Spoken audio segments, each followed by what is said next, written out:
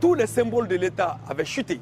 Les gouverneurs de région, les commissaires, les commandants de brigade de la gendarmerie avaient fui la ville parce qu'ils ne contrôlaient plus leurs troupes n'étaient plus prêtes à continuer à les servir. Les femmes ont fait cette marche héroïque pour aller vers le palais. Elles se sont fait tirer dessus. Elles ont ramassé les blessés, les morts. Elles les ont amenés à l'hôpital. Elles ont dit « Demain, nous allons arrêter Moussa Traoré ». C'est dans ce climat-là, que Amadou Toumani Touré, lieutenant-colonel à son époque, à son temps, et Oumar Birus Diallo, qui était l'aide de camp du président, ont trouvé et se sont mis ensemble pour arrêter Moussa Traoré. Et la veille de cette marche qui était annoncée par les femmes et qui devrait être soutenue fortement par les élèves étudiants du Mali. Et le dictateur, d'après les rumeurs qu'on a entendues, c'est resté rumeur, mais je crois que certains ont confirmé, avait demandé à son aviation militaire de venir bombarder les manifestants.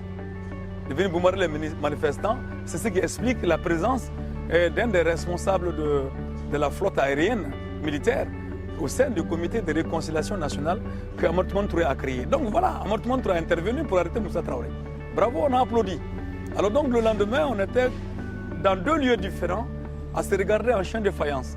Les militaires étaient à la maison du peuple qui était occupée par Moussa Traoré, le régime, et nous, civils, la coordination du mouvement démocratique, étions basés à la Bourse du Travail.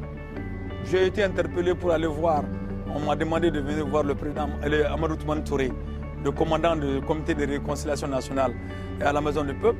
Je lui ai fait dire que je suis du peuple et le peuple est à la Bourse du Travail.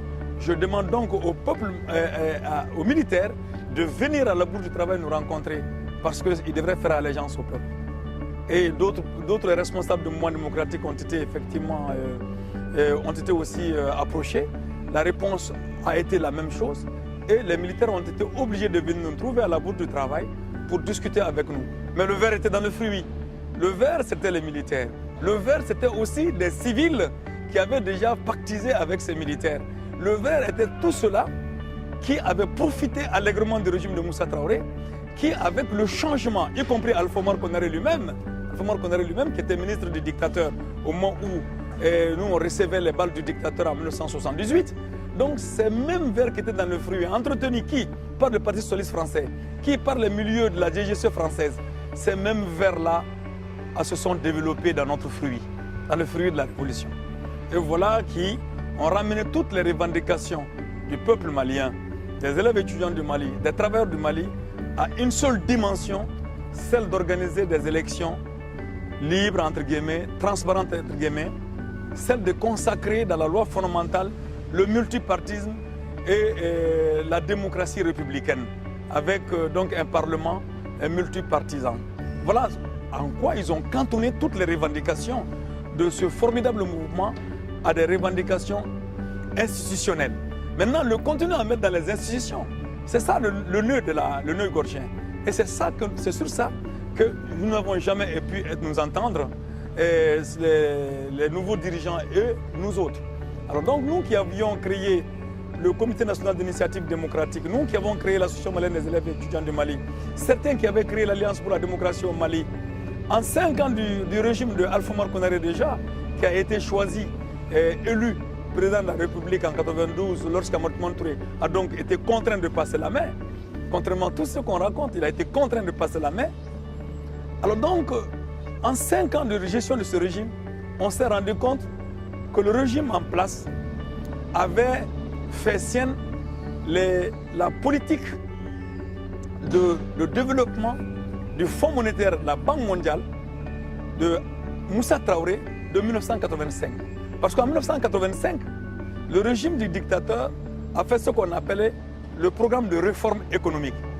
Et ce programme de réforme économique, justement, était en réalité une vision du Fonds monétaire de la Banque mondiale qui consacrait le libéralisme politique sur les décombres donc, de la destruction de l'économie communautaire qui avait été construite par le régime de Modibo Keïta sur la base donc, de la tradition communautaire de notre pays et ce que Modibo a appelé à son temps donc, le socialisme à la malienne. Donc ce régime a été, de Moussa Traoré a consacré donc 1985 à un virage politique. Et voilà que c'est ce virage politique-là qui a été pris en compte par tous les régimes successifs du mouvement démocratique. Et le peuple malien n'y comprend rien.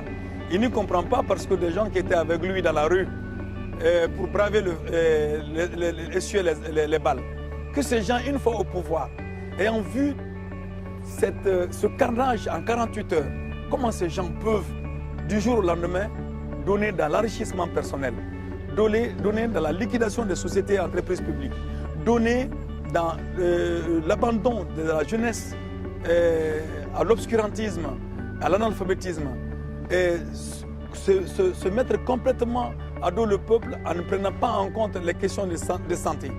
Le peuple malien ne comprend pas. Tout ce qu'on nous sert, c'est de dire qu'il y a des élections qui vont se passer, des élections démocratiques vont se passer, on va changer tous les 5 ans de députés, on va changer tous les 5 ans de président de la République, et au biais d'élections libres et transparentes. D'élections libres et transparentes,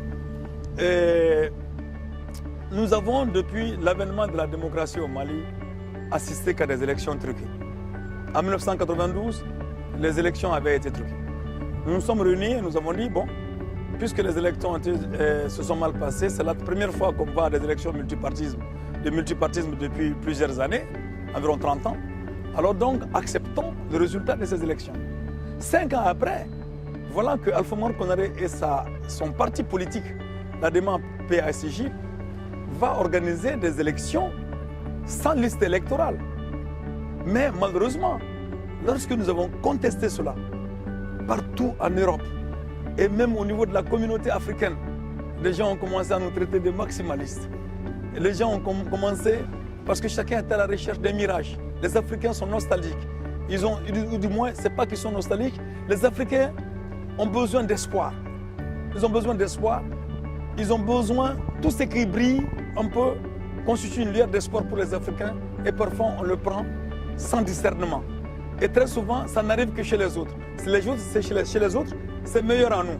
Donc ça fait qu'au lieu de se parler, de s'écouter, on a des difficultés à pouvoir donc permettre à ce que des régimes authentiquement démocratiques puissent apparaître dans nos pays par la critique de ceux qui sont au pouvoir, la critique acerbe de ceux qui sont au pouvoir, pour qu'ils puissent coller avec les aspirations du peuple. Donc en 1997, on a vu le régime de Alpha Oumar Konaré qui a appliqué tous les accords du FMI de la Banque mondiale, de la France, a donné la voix complètement à toutes les multinationales françaises.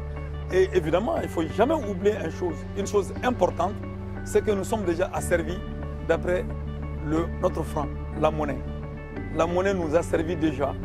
Et ne pas faire de tentatives pour s'en sortir, c'est continuer à nouer l'accord dans d'autres coups. Et c'est ce qui se passe. Alors justement, le SADI alors, et les raisons de votre engagement. Mais justement, nous nous sommes retrouvés, tous ceux qui avons tiré les conséquences, les conclusions comme quoi ce n'est pas la voie choisie, ce n'est pas la voie qui nous a amenés dans la rue, ce n'est pas la voie qui a fait nos martyrs.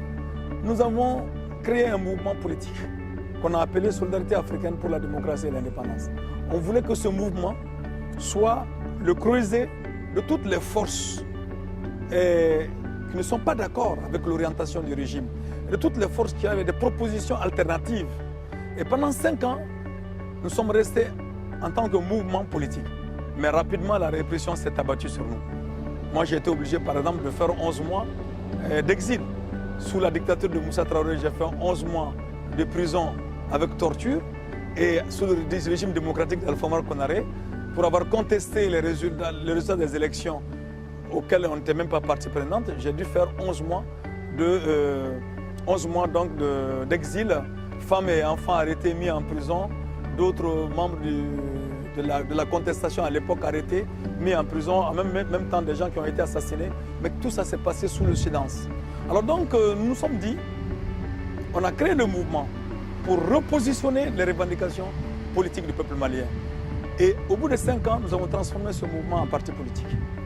Et sous la pression des paysans notamment de Koutiala, d'une région, la région cotonnière du Mali, qui se situe en 3e région, la région de Sékasso.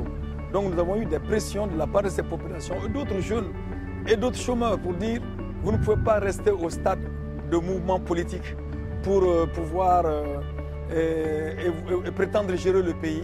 Faites le pas, allez-y au parti politique. Mais c'était une démarche volontairement choisie de mouvement politique pour rassembler et pour arriver à la création du parti. Et en 2001, nous avons créé le parti Solidarité africaine pour la démocratie, du même nom que le mouvement. Et ce parti, dès sa création, 5 mois après sa création, est allé à des élections présidentielles. J'étais son candidat donc en 2002. En tant que candidat du parti, dès que nous avons annoncé notre candidature, les candidatures se sont multipliées par 6 parités. On s'est retrouvé avec 24 candidats aux élections présidentielles. 24 candidats. Des candidatures suscitées par le régime, par Alpha Omar Konaré, pour simplement noyer et transformer ces élections présidentielles en un folklore. Et au moment où les gens folklorisent donc le débat et faire leur tricher les élections. C'est ce qu'ils ont fait, si bien qu'en 2002, tout le monde sait que le gagnant n'est pas forcément Mortimer Touré en 2002. Et c'était même pas évident que Mortimer Touré aurait été la deuxième personnalité. Elle serait partie au deuxième tour. Alors justement, par rapport à ce que vous êtes en train de décrire, c'est-à-dire que des fraudes massives successivement oui. Par rapport à toutes ces élections, qu'est-ce qui fait que pour 2012, vous êtes certain qu'il n'y en aura pas? Permettez-moi de dire que déjà qu'en 2002, il y a eu ces élections frauduleuses et que nous sommes retrouvés en 2007. Et ça a été plus frauduleux encore parce que tous les candidats potentiels, parce que c'est ça qui est important, se sont retrouvés autour du choix de la France. Ça, c'est important. Autour du choix de la France. Le choix de la France, c'était que Amadou Touré continue à gérer le Mali. Parce qu'il a eu le label d'avoir accepté de gérer le pays en ne remettant aucun intérêt français en cause, même si ces intérêts étaient en contradiction flagrante, antagoniste avec les intérêts maliens. Alors donc, de ce point de vue-là, tous les candidats, les grands candidats, les candidats des grands partis sont venus ici en France, ont été réussis en France. Et ces gens ont accepté de ne pas présenter leur candidature aux élections présidentielles. De 2007. De 2007. Si bien que l'ADEMA, qui était le parti de Alpha Omar Konaré, un parti qui dit être le plus grand parti du Mali, et l'URD, qui se dit le deuxième parti plus grand du Mali, dirigé par Soumaïla Cissé, tous ces partis se sont remis ensemble pour être derrière Amadou Touré.